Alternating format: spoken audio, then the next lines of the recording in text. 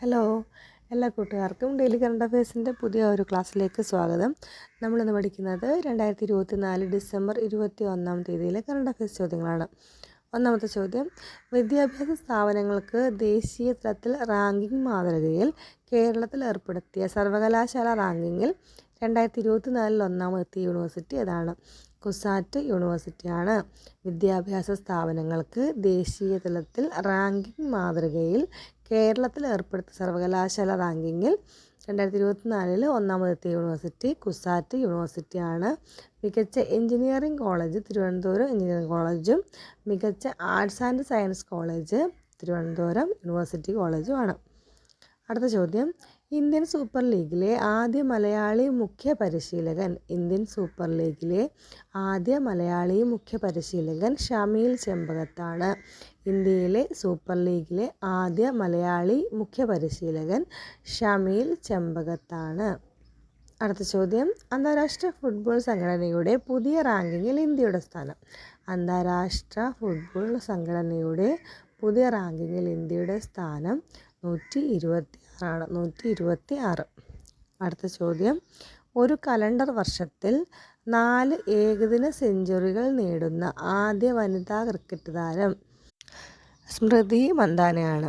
ഒരു കലണ്ടർ വർഷത്തിൽ 4 ഏകദിന സെഞ്ചുറികൾ നേടുന്ന ആദ്യ വനിതാ ക്രിക്കറ്റ് താരം സ്മൃതി മന്ദാന.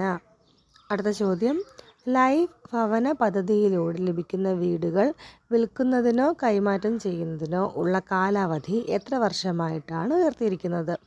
ലൈഫ് ഭവന പദ്ധതിയിലൂടെ ലഭിക്കുന്ന വീടുകൾ വിൽക്കുന്നതിനോ കൈമാറ്റം ചെയ്യുന്നതിനോ ഉള്ള കാലാവധി എത്ര വർഷമായിട്ടാണ് ഉയർത്തിയിരിക്കുന്നത്? ചിലത് 12 വർഷമായിട്ടാണ് ഉയർത്തിയിരിക്കുന്നത്. അടുത്ത ചോദ്യം, ബജ്ജിക ഭാഷയിൽ ചിത്രീകരിച്ച ആദ്യ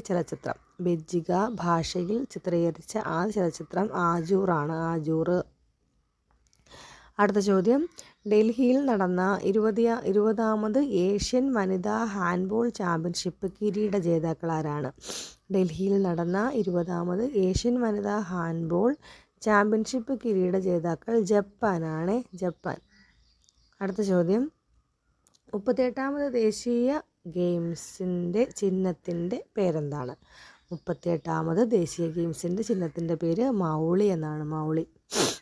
അടുത്ത ചോദ്യം, 2024 ഡിസംബറിൽ അന്തരിച്ച തുളസി ഗൗഡ ഏത് മേഖലയുമായിട്ട് ബന്ധപ്പെട്ടിരിക്കുന്നു?